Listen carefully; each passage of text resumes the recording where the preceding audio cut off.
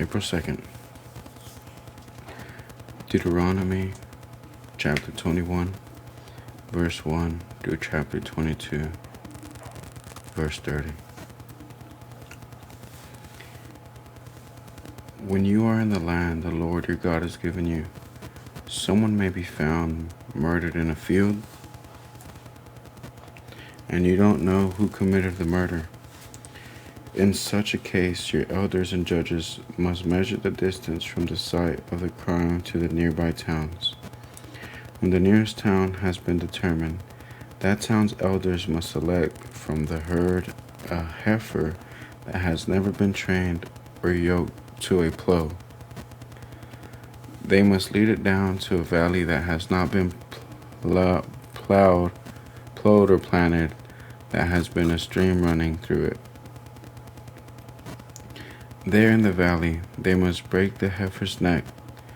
Then the Levitical priests must step forward, for the Lord your God has chosen them to minister before him and to pronounce blessings in the Lord's name. They are to decide all legal and criminal cases. The elders of the town must wash their hands over the heifer whose neck was broken. Then they must say, "Our hands did not shed this person's blood, nor did we see it happen. O Lord, forgive your people, Israel, whom you have redeemed.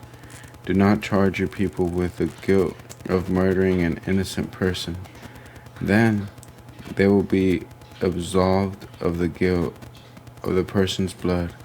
By following these instructions, you will do what is right in the Lord's sight and will cleanse the guilt of murder from your community.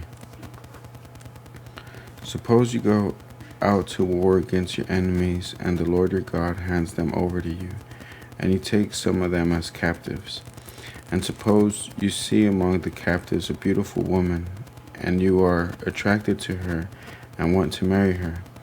If this happens, you may take her to your home, where she must shave her head, cut her nails, and change the clothes she was wearing when she was captured. She will stay in your home, but let her mourn for her father and mother for a full month.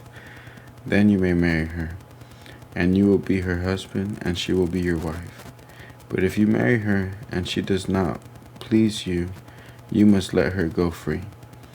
You may not sell her or treat her as a slave, for you have humiliated her. Suppose a man has 2 wives, but he loves one and not the other, and both have given him sons. And suppose the firstborn son is the son of the wife he does not love. When the man divides his inheritance, he may not give the larger inheritance to his younger son, the son of the wife he loves, as if he were the firstborn son. He must recognize the rights of his oldest son, the son of the wife he does not love, by giving him a double portion. He is the first son of his father's virility, and the rights of the firstborn belong to him. Suppose a man has a stubborn and rebellious son who will not obey his father or mother, even though they discipline him. In such a case, the father and mother must take the son to the elders as they hold court at the town gate. The parents must say to the elders, "This son of ours is stubborn and rebellious and refuses to obey.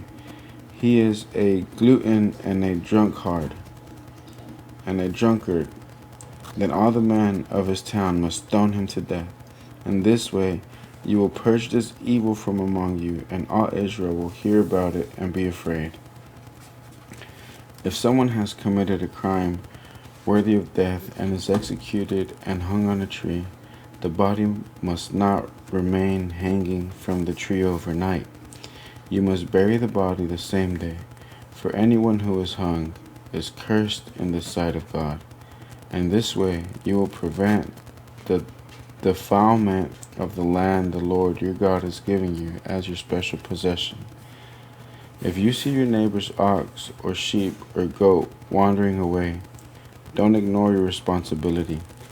Take it back to its owner If its owner does not live nearby, or you don't know who the owner is, take it to your place and keep it until the owner comes looking for it. Then you must return it. Do the same if you find your neighbor's donkey, clothing, or anything else your neighbor loses. Don't ignore your responsibility. If you see that your neighbor's donkey or ox has collapsed on the road, do not look the other way. Go and help your neighbor get it back on its feet. A woman must not put on man's clothing, and a man must not wear woman's clothing. Anyone who does this is detestable in the sight of the Lord your God. If you happen to find a bird's nest in a tree or on the ground, and there are young ones or eggs in it with the mother sitting on the nest, do not take the mother with the young. You may take the young, but let the mother go, so that you may prosper and enjoy a long life. When you build a new house, you must build a railing around the edge of its flat roof. That way you will not be considered guilty of murder if someone falls from the roof. You must not plant any other crop between the rows of your vineyard. If you do, you are forbidden to use either the grapes from the vineyard or the other crop. You must not plow with an ox and a donkey harnessed together. You must not wear clothing made of wool and linen woven together. You must put four tassels on the ham of the cloak with which you cover yourself, on the front, back, and sides. Suppose a man marries a woman, but after sleeping with her, he turns against her and publicly accuses her of shameful conduct, saying, "When I married this woman, I discovered she was not a virgin." Then the woman's father and mother must bring the proof of her virginity to the elders as they hold court at the town gate. Her father must say to them, "I gave my daughter to this man to be his wife, and now he has turned against her. He has accused her of shameful conduct, saying, 'I discovered that your daughter was not a virgin. But here is the proof of my daughter's virginity.' Then they must spread her bed sheet before the elders. The elders must then take the man and punish him.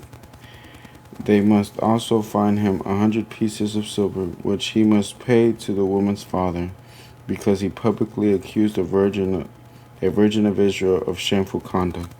The woman will then remain the man's wife, and he may never divorce her. But suppose the man's accusations are true, and he can show that she was not a virgin. The woman must be taken to the door of her father's home, and there the man of the town must stone her to death. For she has committed a disgraceful crime in Israel by being promiscuous while living in her parents' home. In this way you will purge this evil from among you. If a man is discovered committing adultery, both he and the woman must die. In this way you will purge Israel of such evil. Suppose a man meets a young woman, a virgin, who is engaged to be married, and he has sexual intercourse with her. If this happens within a town, you must take both of them to the gates of the town and stone them to death. The woman is guilty because she did not scream for help. The man must die because he violated another man's wife. In this way you will purge this evil from among you. But if the man meets the engaged woman out in the country and he rapes her, then only the man must die. Do nothing to the young woman. She has committed no crime worthy of death. She is as innocent as a murdered victim. Since the man raped her out in the country, it must be assumed that she screamed, but there was no one to rescue her. Suppose a man has intercourse with a young woman who is a virgin but is not engaged to be married. If they are discovered, he must pay her father 50 pieces of silver. Then he must marry the young woman because he violated her, and he may never divorce her as long as he lives. A man must not marry his father's former wife, for this would violate his father. The end of the Old Testament. I will now read the New Testament. Luke chapter 9, verse 51 through chapter 10, verse 12. As the time drew near for him to ascend to heaven, Jesus resolutely set out for Jerusalem. He sent messengers ahead to a Samaritan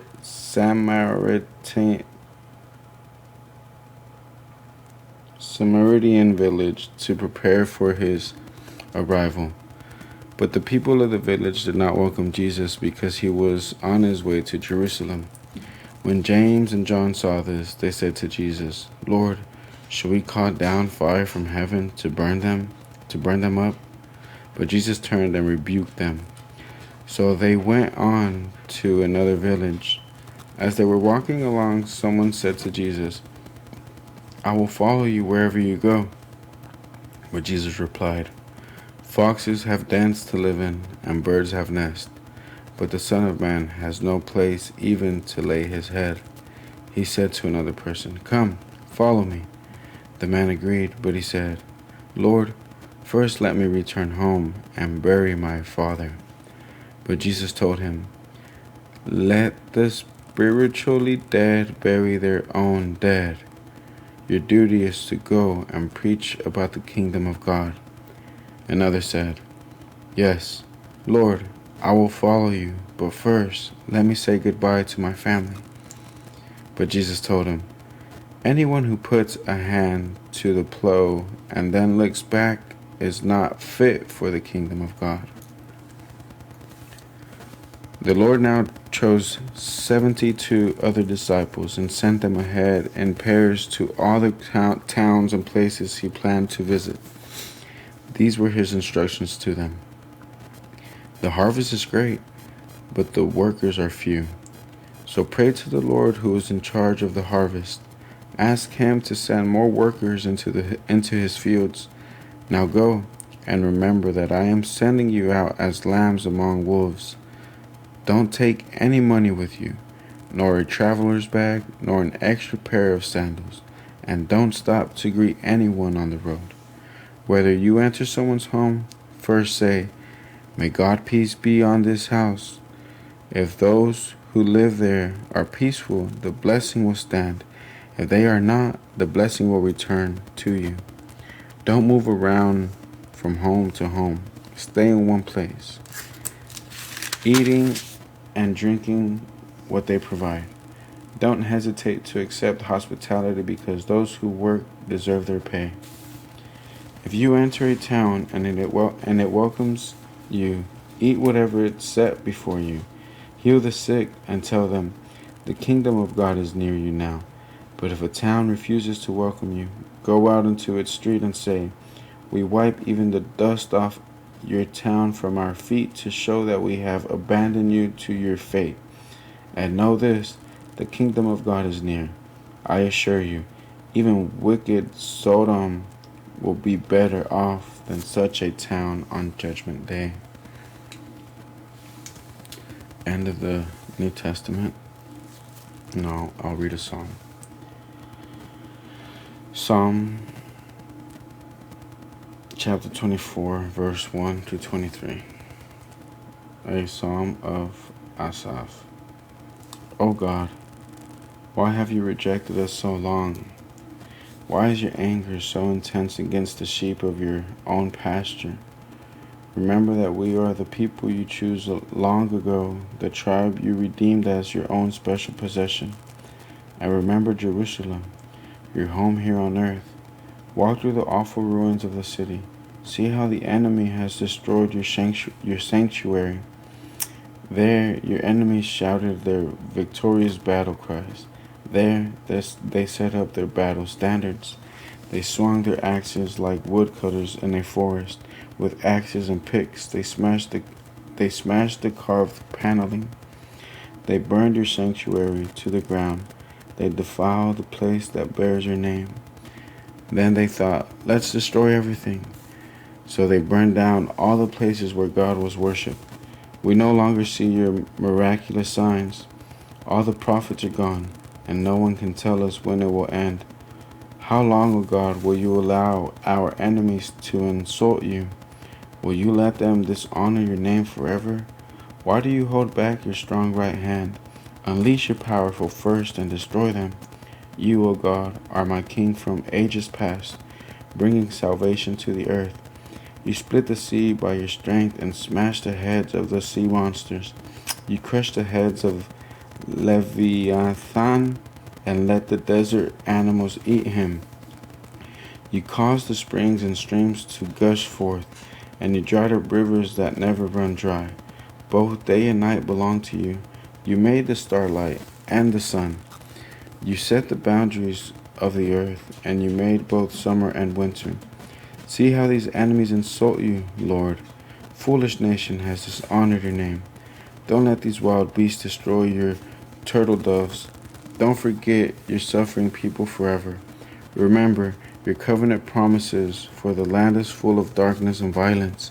Don't let the downtrodden be humiliated again. Instead, let the poor and needy praise your name. Arise, O God, and defend your cause. Remember how these fools insult you all day long. Don't overlook what your enemies have said on their growing uproar. End of Psalm. Book of Proverbs, chapter 12, verse 11. A hard worker has plenty of food, but a person who chases fantasies has no sense.